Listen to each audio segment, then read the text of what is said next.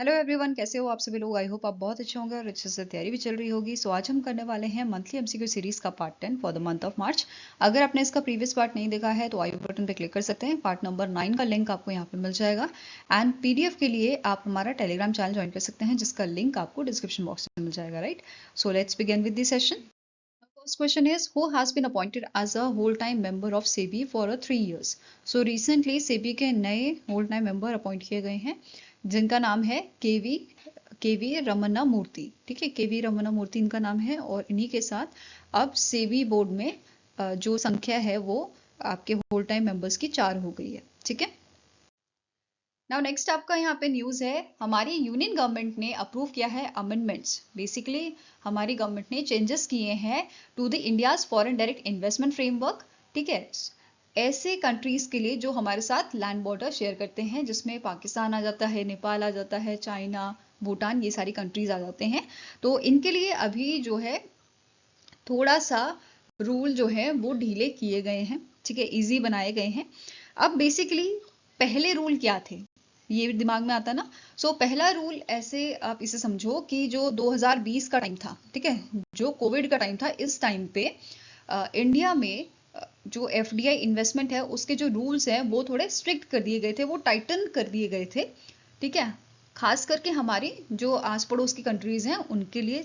ठीक है, और बेसिकली इसका मेन एम क्या था कि जो इन्वेस्टमेंट आ रही है, ठीक है, जो बाहर देशों से, हमारी आस पड़ोस देशों से इन्वेस्टमेंट आ रही है वो जो है सही तरीके से आए। ठीक है, दूसरा, हर चीज में यहाँ पे गवर्नमेंट का अप्रूवल लेना मैंडेटरी कर दिया गया था इस टाइम पे। ठीक है, सो अभी यहाँ पे थोड़ी ढील दी गई है ताकि जो फॉरेन इन्वेस्टर है वो इंडिया में वापस से अपना जो है इन्वेस्टमेंट करें। ठीक है, सो चेंजेस क्या किए गए हैं, बेसिकली यहाँ पे बात की गई है जो बेनिफिशियल ओनरशिप फ्रेमवर्क की अगर हम बात करें तो यहाँ पे जो बेनिफिशियल ओनरशिप है, ऐसा पर्सन, नेचुरल पर्सन जो अल्टीमेटली ओन करता है और कंट्रोल करता है इन्वेस्टमेंट को, और ये बेसिकली अब अलाइनमेंट कर दिया गया है with the prevention of money laundering rules 2005 के साथ। ठीक है, अब यहाँ पे क्या बोला है कि जो बेनिफिशियल ओनरशिप है, beneficial ownership test it is applied at the investor entity level. ठीक है, दूसरा पॉइंट यहाँ पे क्या बोला गया है कि ऑटोमेटिक रूट जो है इसके थ्रू इन्वेस्टमेंट की जा सकेगी, बट इसमें कंडीशन है। कंडीशन क्या है, जो बेनिफिशियल ओनर है जो बिलोंग करता है आपके लैंड बॉर्डर कंट्रीज से, ठीक है, इनका अगर स्टेक जो है आपका non controlling stake up to 10% होगा, इन दैट केस ओनली इसको ऑटोमेटिक रूट से इन्वेस्टमेंट जो है आपका अलाउ किया जाएगा। ठीक है, अदरवाइज ये अलाउ नहीं किया जाएगा। ठीक है, इसके अलावा यहाँ पे बोला है जो इन्वेस्टी कंपनी है ये अपनी सारी जो भी इनकी जो इन्वेस्टमेंट डिटेल्स है वो डिस्क्लोज करेगी हमारी डीपीआईआईटी को। ठीक है, ये चीज समझ आई। इसके अलावा यहाँ पे अप्रूवल का जो टाइम है वो भी थोड़ा आपका कम किया गया है। ठीक है, यहाँ पे क्या बोला है, जो एफडीआई इन्वेस्टमेंट आप करोगे उसके लिए गवर्नमेंट का अप्रूवल लगेगा। ठीक है, सो ये 60 डेज का करा गया है, the 60-day decision window for proposal from the LBCs. Right, और कौन कौन से सेक्टर्स इसमें कवर्ड होंगे, स्ट्रेटेजिक मैन्युफैक्चरिंग सेक्टर, क्या जैसे capital goods, electric capital goods, electronic components, then polysilicon, ingot wafer manufacturing, तो ये सेक्टर्स उसमें कवर्ड आपके रहेंगे। ठीक है, इसके अलावा मेजॉरिटी शेयर होल्डिंग और कंट्रोल जो है वो भी आपका रहेगा इंडियन रेजिडेंट्स जो है या इंडियन सिटीजन जो है उन्हीं के पास। मतलब यहाँ पे क्या बोला गया है कि इन्वेस्टमेंट भले एलबीसी यहाँ पे कर रहे हैं, उनको अलाउ किया गया है इन्वेस्टमेंट के लिए, बट जो कंट्रोल रहेगा वो इंडियन सिटीजन या इंडियन एंटिटीज के हाथ में ही रहेगा। ठीक है, इसके अलावा यहाँ पे रूल हमने बात की थी कि इन्वेस्टमेंट रूट आपके एक तो गवर्नमेंट रूट रहेगा, एक ऑटोमेटिक की कंडीशन हमने पढ़ी थी अभी। राइट, गवर्नमेंट रूट क्या होता है, जहाँ पे आपको जो है अप्रूवल लेना पड़ेगा गवर्नमेंट का प्रायर इन्वेस्टिंग। ठीक है, and this will be done by the foreign investment facilitation portal. ठीक है, डीपीआईआईटी की बात करें तो इसके सेक्रेटरी हैं अमरदीप सिंह भाटिया। ठीक है, हेडक्वार्टर न्यू दिल्ली में है और 1995 में इसे स्टैब्लिश किया गया था। नाउ नेक्स्ट, अब इस पे बेस क्वेश्चन कर लेते हैं। Consider the following statements regarding the India's amended FDI framework for land border countries. ठीक है, तो पहला है the revise policy allows automatic route investment up to 10% non controlling stake by LBC beneficial owner, correct है। दूसरा बोल रहा है the amendment framework introduce 90 days approval timeline for proposal from LBCs in strategic sector. This is wrong क्योंकि 60 day approval यहाँ पे लेना है। Then next is the amended policy applies to investment from China, Pakistan, Bangladesh, Nepal, Bhutan, Myanmar and Afghanistan. ठीक है, तो ये भी करेक्ट है आपका। सो आंसर क्या होगा यहाँ पे? करेक्ट स्टेटमेंट कौन सी है? First and third is the are the correct. ठीक है, answer is option number D. यहाँ पे आप हिंदी वर्जन में इसको देख सकते हो, क्वेश्चन को वीडियो पॉज करके। ठीक है, नाउ नेक्स्ट आपकी न्यूज है यूनियन कैबिनेट ने अप्रूवल दिया है मेजर इंफ्रास्ट्रक्चर प्रोजेक्ट्स का अंडर दी प्रधानमंत्री गति शक्ति नेशनल मास्टर प्लान। ठीक है, कौन कौन से प्रोजेक्ट इसमें है? पहला है जो मदुराई एयरपोर्ट है आपका। ठीक है, मदुराई एयरपोर्ट तमिलनाडु का, इसको डिक्लेयर किया गया है as a international airport.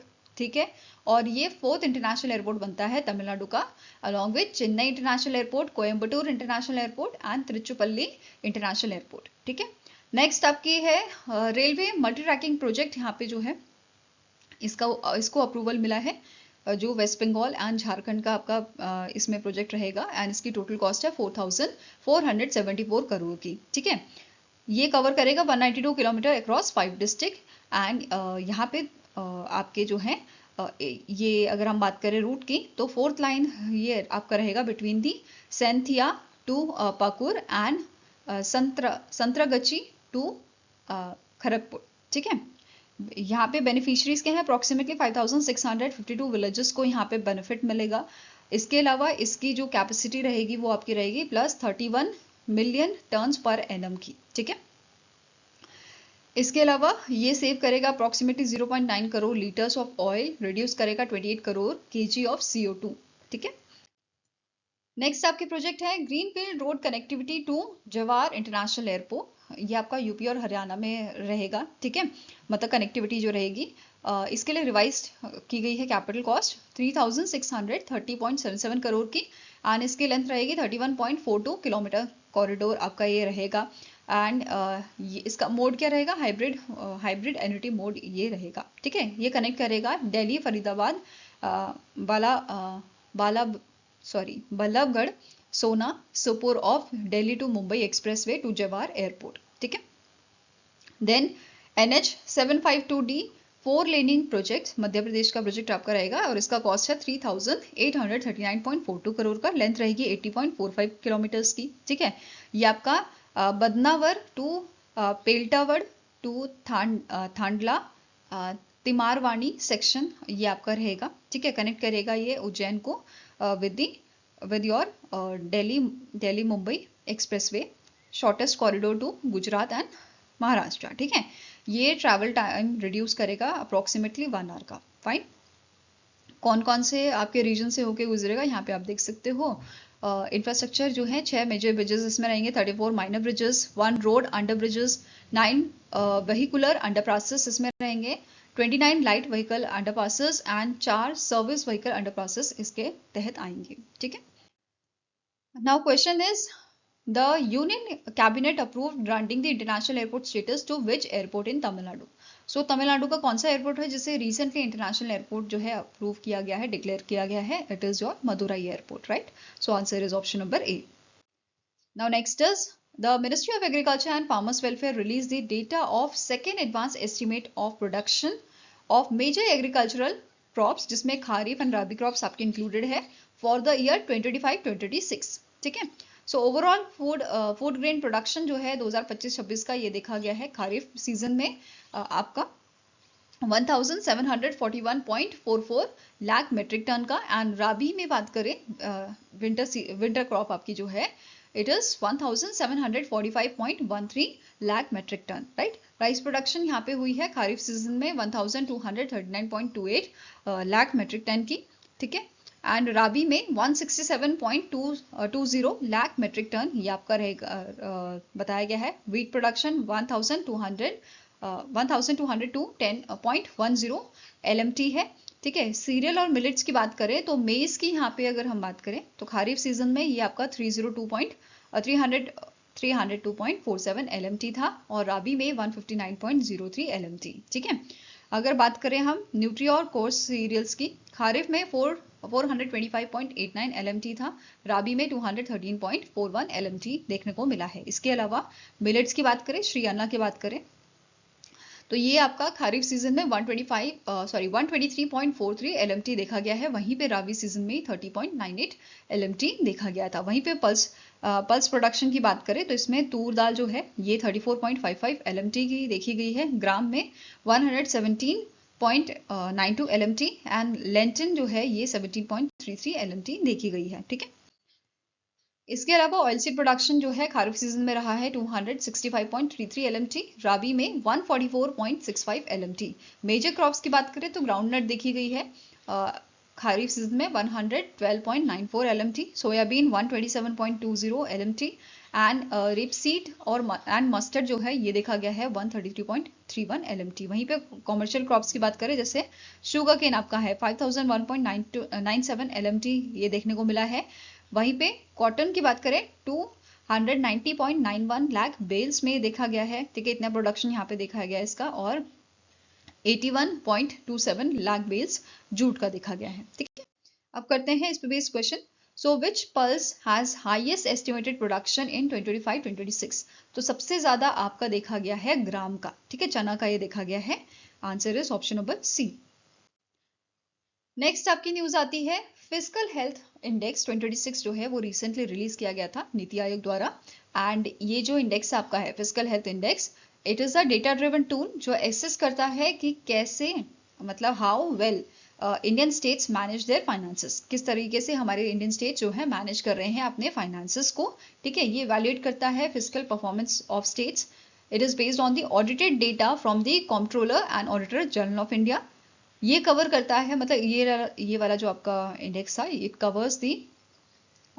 Covers financial year 2023-2024। ठीक है, इसमें टोटल 28 स्टेट्स कवर किए गए हैं, 18 मेजर स्टेट्स हैं and 10 north eastern and Himalayan states हैं। ठीक है, ये कौन सी मेथोलॉजी पे फॉलो करता है कैलकुलेट करने के लिए फिजिकल हेल्थ इंडेक्स को? सो ये 5 सब इंडाइसेस इसमें यूज किए जाते हैं: quality of expenditure, revenue mobilisation, physical प्रोड्यूसन, then dept index and dept sustainability. ठीक है, तो ये आपके 5 सब इंडाइसेस जो हैं वो इसमें यूज किए जाते हैं फॉर कैलकुलेटिंग FHI। ठीक है, नाउ पॉलिसी प्रायोरिटीज की बात करें तो ये इंप्रूव करता है tax revenue mobilisation, it rationalise committed expenditures, enhance करेगा कैपिटल एक्सपेंडिचर क्वालिटी को and it will adopt the main term fiscal planning for managing the deficits and your debts. ठीक है, अगर कैटेगरी वाइज बात करें तो यहाँ पे अचीवर कैटेगरी में टॉप किया है ओडिशा ने।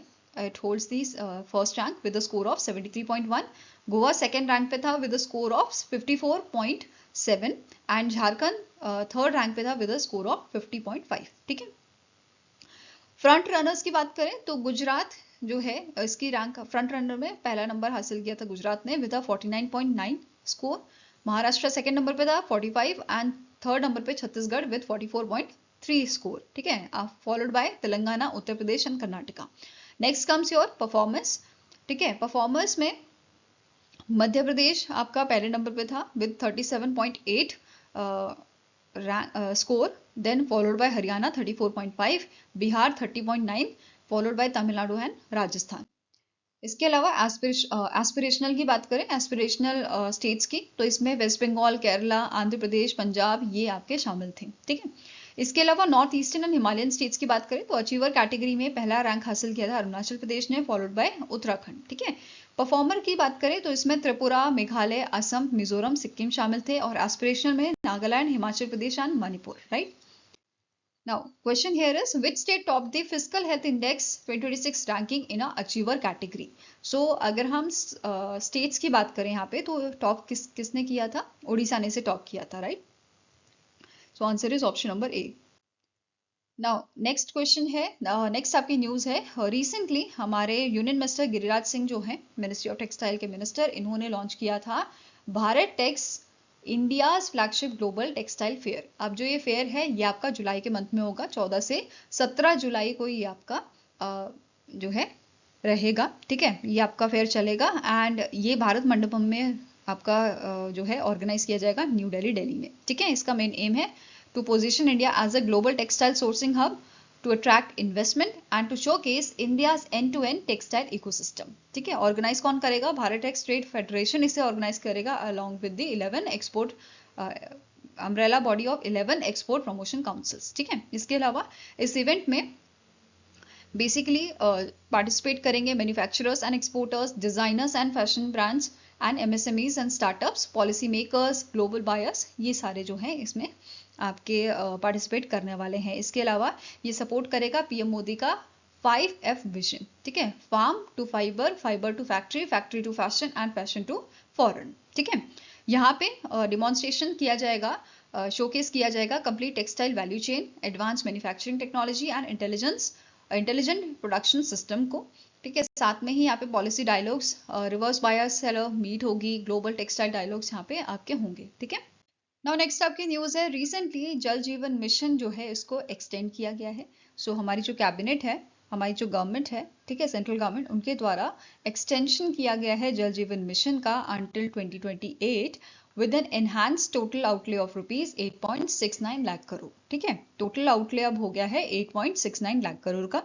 सेंट्रल असिस्टेंट की बात करें तो 3.59 लाख करोड़ जो है इसमें इंक्लूड है आपका additional 1.51 lakh crore over the 2.08 lakh crore जो पहले अप्रूव किया गया था 2019-20 के लिए। ठीक है, अब यहाँ पे जो सेकंड वर्जन है जल जीवन मिशन का उसकी बात करें तो यहाँ पे जो पहला हमारा अप्रोच होता था इंफ्रास्ट्रक्चर सेंट्रिक, उसे अब शिफ्ट करके सिटीजन सेंट्रिक यूटिलिटी सर्विसेज में अब फोकस किया जाएगा, ensuring 24/7 rural drinking water supply and it is align with the विकसित भारत @2047 विजन।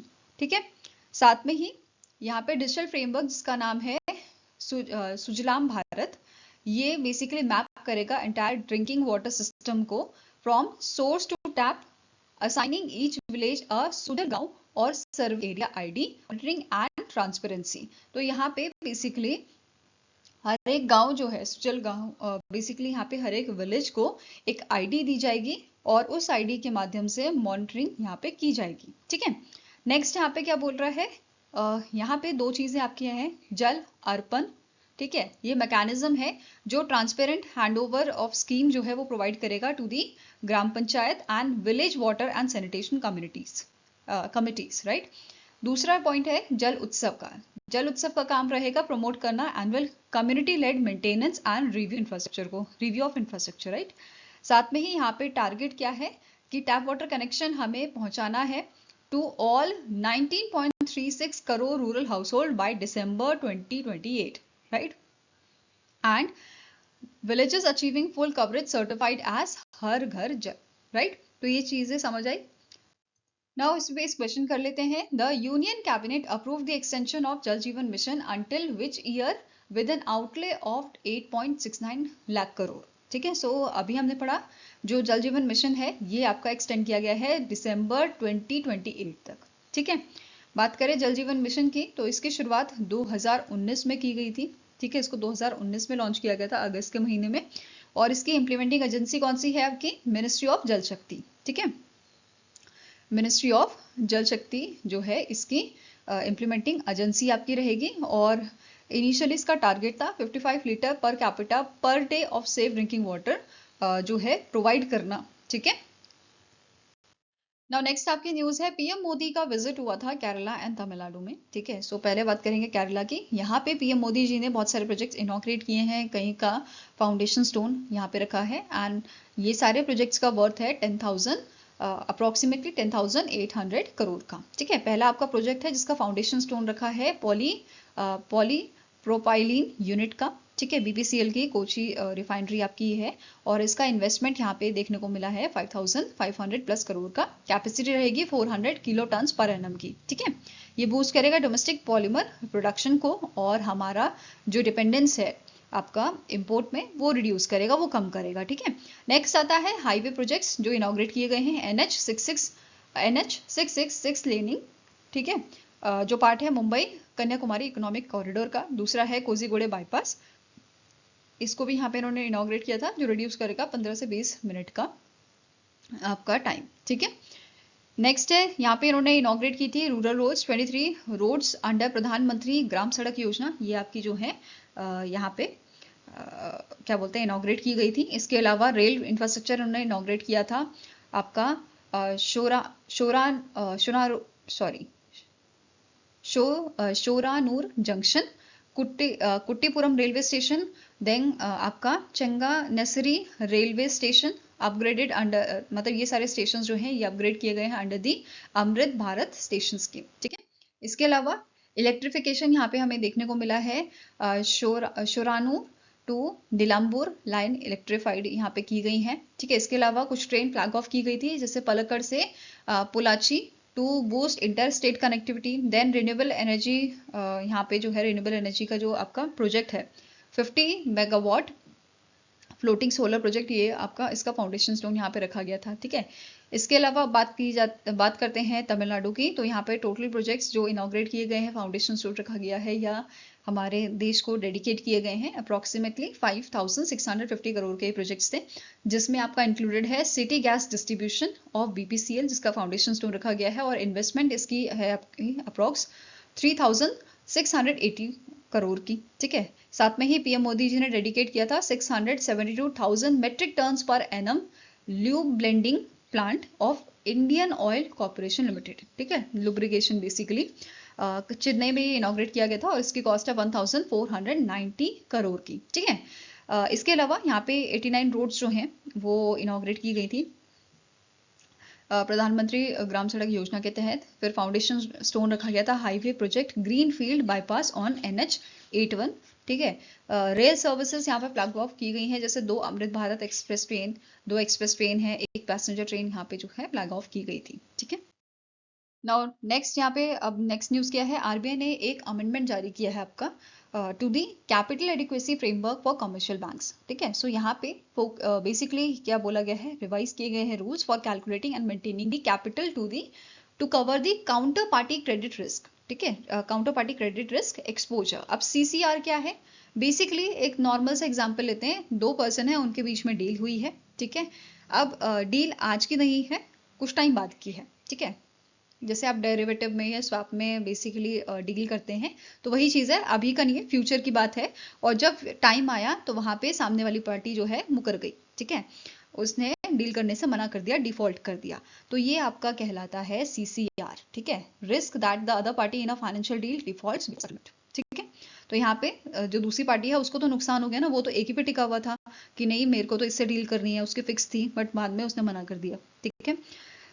नाउ अब यहाँ पे क्या बोला है, इस फ्रेमवर्क के तहत जो बैंक है इनको मेंटेन करना होगा, इनको कंप्लाई करना होगा with capital adequacy ratio requirements at standing level and consolidated level, ठीक है। ये दोनों चीज यहाँ पे अभी इंक्लूड की गई हैं, ठीक है। अब यहाँ पे देखो, आप ऐसे समझो, पहले क्या होता था, बैंक्स क्या करते थे, जैसे बैंक्स की सब्सिडी होती है, राइट। सो अगर उनकी सब्सिडी के साथ ऐसा कोई झोल हुआ है, ठीक है, कि डील जो है ऐसे ऐसे कैंसिल हो गई है और उनको लॉस हुआ है, तो बैंक सिर्फ स्टैंड अलोन लेवल पे दिखाता था कि भाई हम तो क्लियर हैं, ठीक है, हमारे साथ कोई ऐसा झूलझाल नहीं है। बट अब यहाँ पे गवर्नमेंट ने RBI ने बोला है कि आपको कंसोलिडेट लेवल पे भी ये चीज देखनी होगी, मतलब पूरा ओवरऑल अब आपका काउंट किया जाएगा, सब्सिडीज भी आपकी इंक्लूड यहाँ पे की जाएंगी, ठीक है। Now, the CCR exposures of all relevant entities must be included in consolidated capital in your computation, right? इसके अलावा यहाँ पे RBI ने रिवाइज किया है table of add-on factors which is used to calculate the potential future exposure. Add-on factors को आप कैसे समझ सकते हो, फॉर एग्जाम्पल आप कहीं घूमने जा रहे हो, फॉर एग्जाम्पल आप शिमला जा रहे हो, ठीक है, शिमला का मौसम अनप्रिडिक्टेबल होता है ना, तो कभी वहाँ बारिश भी हो जाएगी, वहाँ एकदम से स्नोफॉल हो जाएगी, मौसम ठीक भी हो जाएगा, तो आप क्या करते हो, प्रिपेयर करके चलते हो कि यार थोड़ा ना एक्स्ट्रा कपड़े ले जाते हैं, ठीक है, या अपना एक्स्ट्रा चीज़ें आप ले जाते हो अकॉर्डिंग टू दी, मतलब पहले से तैयारी कर लेते हो, तो एक्स्ट्रा चीज़ जो है यही एड ऑन आपका एक तरह से होता है, ठीक है। So RBI revised a table of add-on factors which is used to calculate potential future exposures. These percentage applied to the notional amount of derivative contract to estimate exposure. ठीक है,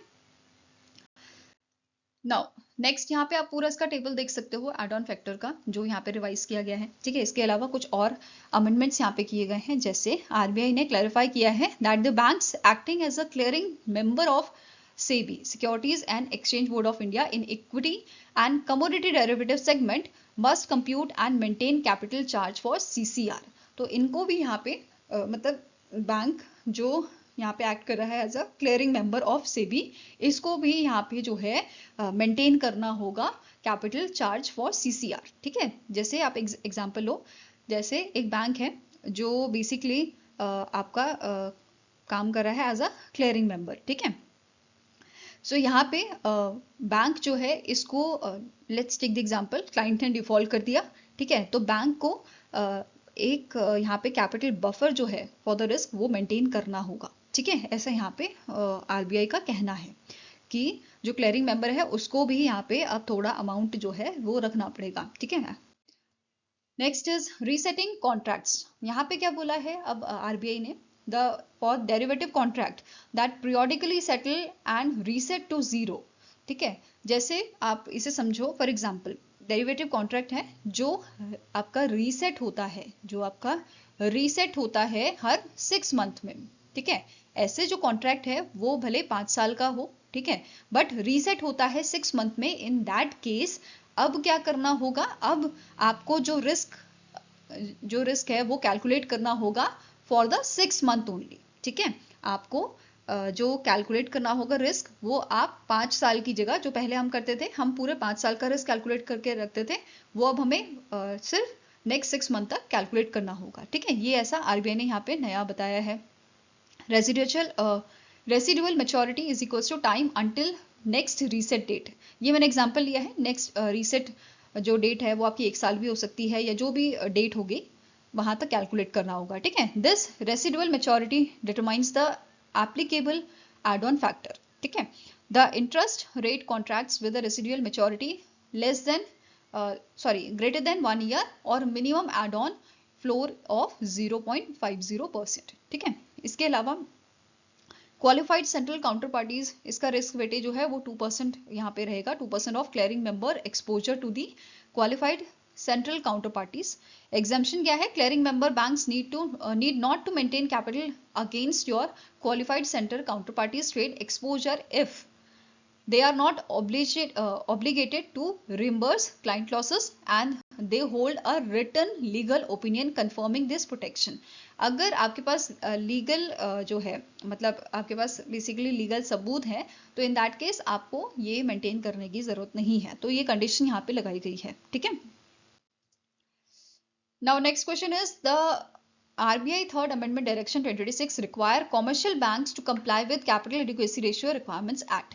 सो यहाँ पे क्या बोला है, standard on level as well as consolidated level पे, दोनों पे ही कमर्शियल बैंक को ये मेंटेन करना होगा, कंप्लाई करना होगा कैपिटल एडिक्वेसी रेशियो रिक्वायरमेंट्स पे। ठीक है, so answer is option number E, both A and B are correct.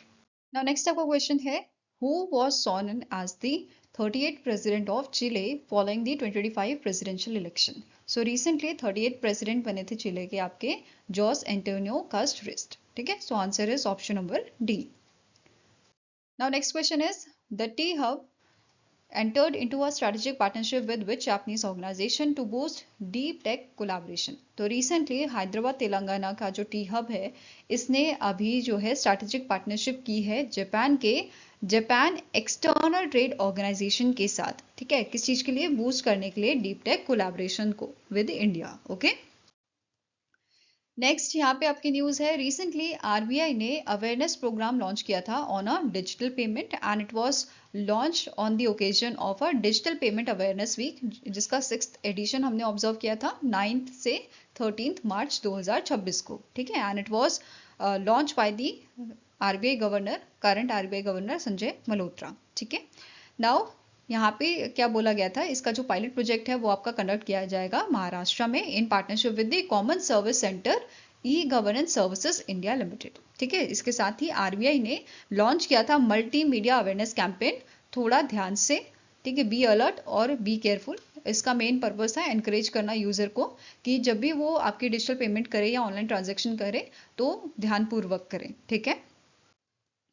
Next question है, the national council for cement and building materials recently collaborated with which Indian startup to support carbon capture and utilisation technology. तो recently NCB ने, national council for cement and building material ने collaborate किया है Indian startup, कौन से Indian startup के साथ, trace एक्सरो technology जो है इस इंडियन स्टार्टअप के साथ कोलैबोरेट किया है सपोर्ट करने के लिए carbon capture and utilisation technologies को, ठीक है।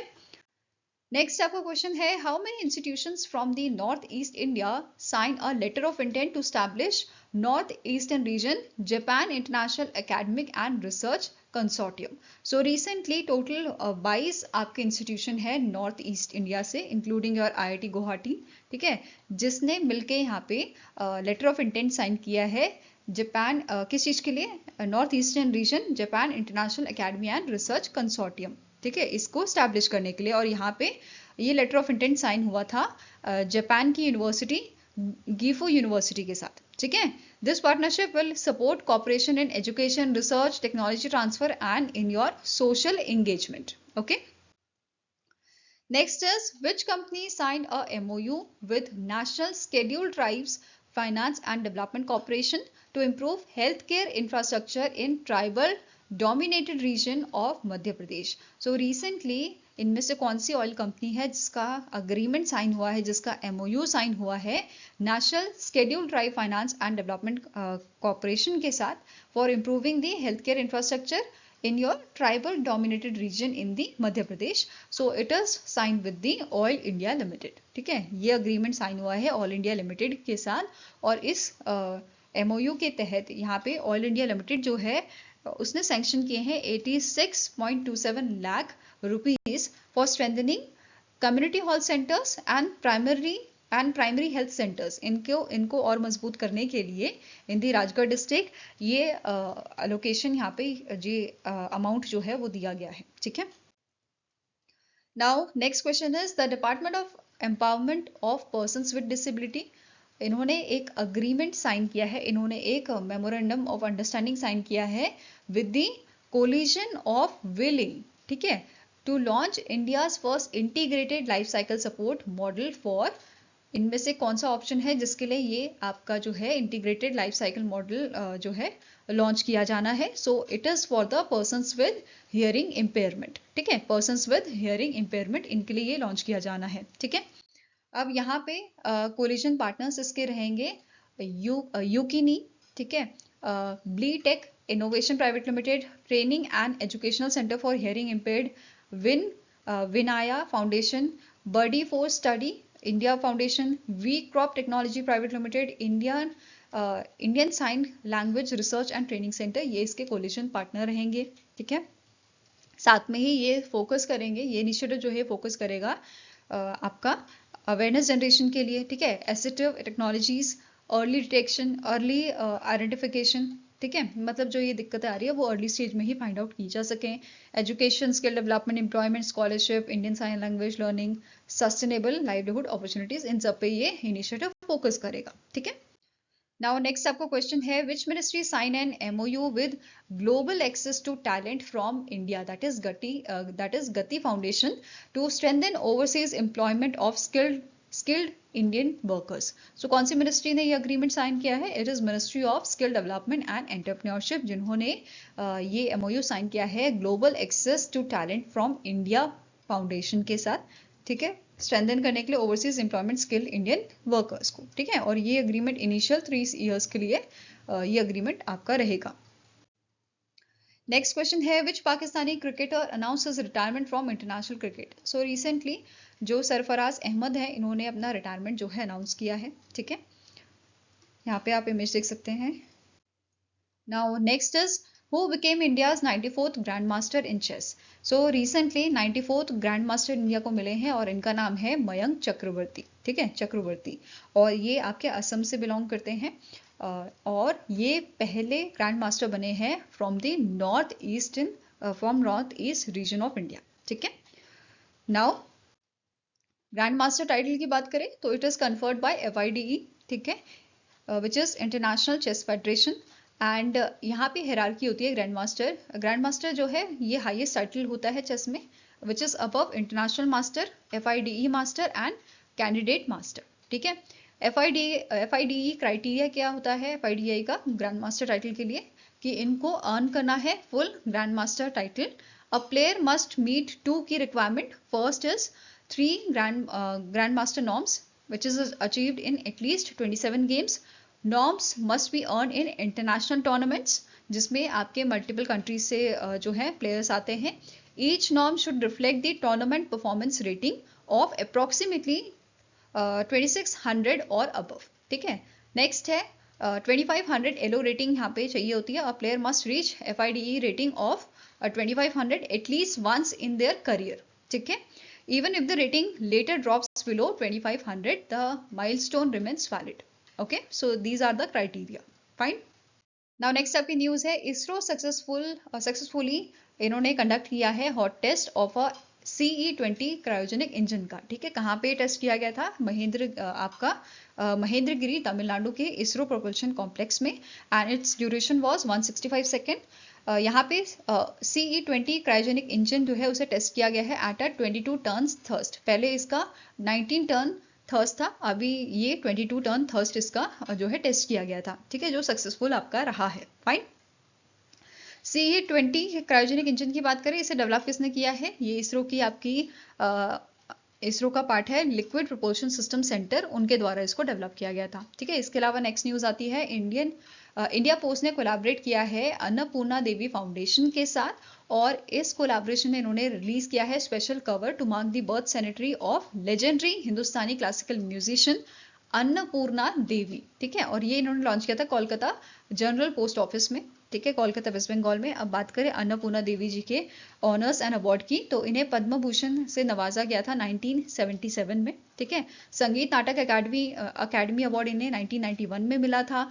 देन देसी कोटमा ऑनरी डायरेक्टरेट बाय विश्व भारती यूनिवर्सिटी 1999 में, and she won the fellowship of Sangeet Natak Akademi in the year 2004। Okay, now next आपके यहाँ पे बात करते हैं नेशनल और इंटरनेशनल डेज की। So first is world Rotaract day, 13 March को ये ऑब्जर्व किया जाता है। एंड अगर हम बात करें वर्ल्ड रोट्रैक्ट वीक 2026 की, तो ये ऑब्जर्व किया गया था 9 से 15 मार्च 2006 को, ठीक है, 2026 में। Next is international day of mathematics, ये 14 मार्च को ऑब्जर्व किया गया था। इसका 7th एडिशन हमने ऑब्जर्व किया था 2026 में with the theme mathematics and hope, ठीक है। Next is international day of action for reverse, 14 मार्च को ये ऑब्जर्व किया गया था, एंड इसका 29th एडिशन था। अब मुझे कमेंट सेक्शन में ये बताओ कि इंडिया की लॉन्गेस्ट रिवर कौन सी है, ठीक है, एंड वर्ल्ड की लॉन्गेस्ट रिवर कौन सी है, लेंथ वाइज यहाँ पे मैं बात कर रही हूँ, ठीक है। And international day of action for reverse की बात करें तो इसका थीम आपका था प्रोटेक्ट रिवर्स प्रोटेक्ट पीपल, ठीक है। कमेंट सेक्शन में आंसर जरूर बताइएगा मुझे। सो गाइज मिलेंगे ऐसे ही नेक्स्ट वीडियो के साथ। Till then take care, have a nice day and all the best for your preparations, ठीक है। अगर आपको कुछ सजेशन देना है तो आप हमें कमेंट सेक्शन में दे सकते हो, या फिर आप हमें मेल कर सकते हो benchmarkstudy07@gmail.com पे। Fine, so let's end of the session, और जल्दी से कल मिलेंगे आपको नेक्स्ट वीडियो के साथ। ओके।